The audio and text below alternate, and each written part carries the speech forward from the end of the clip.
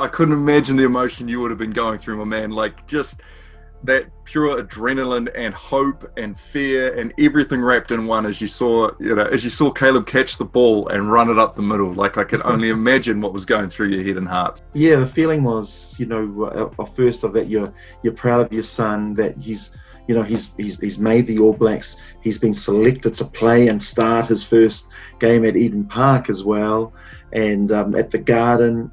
And it's and of course then the next feeling that you're filled with is a feeling of, come on son, play well. Because it's one thing to be an All Black, but it's another thing to perform well as an All Black as well.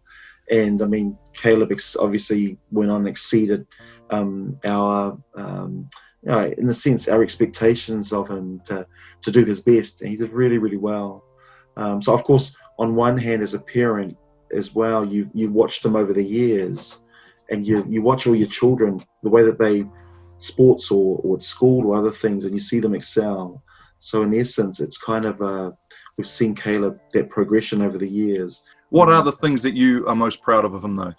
I think probably the most important thing that we've said to Caleb and said to his siblings as well, as we've raised them, all of them in the same way, has reminded them that how much we love him.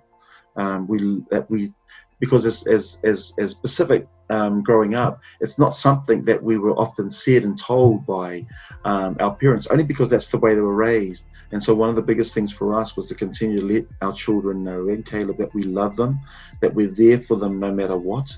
The other thing that really, I've been really pleased about with all our children, and I've often said it to Caleb too, is whatever you do, whether you're really you're successful, be good to people on your way up, because they'll be there for you on your way back down again.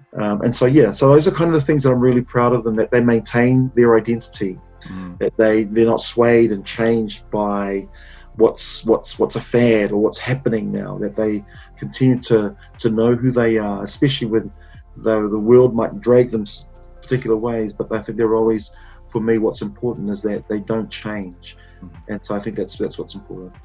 You're a wonderful father, and from a person who's looked from the outside in, I mean, I met Caleb when he was at high school and did interviews with him, and to where he is now, he's always been that same kid who's, like I said, engaging, wonderful, strong, high on his faith, and just a beautiful kid. So well done to you.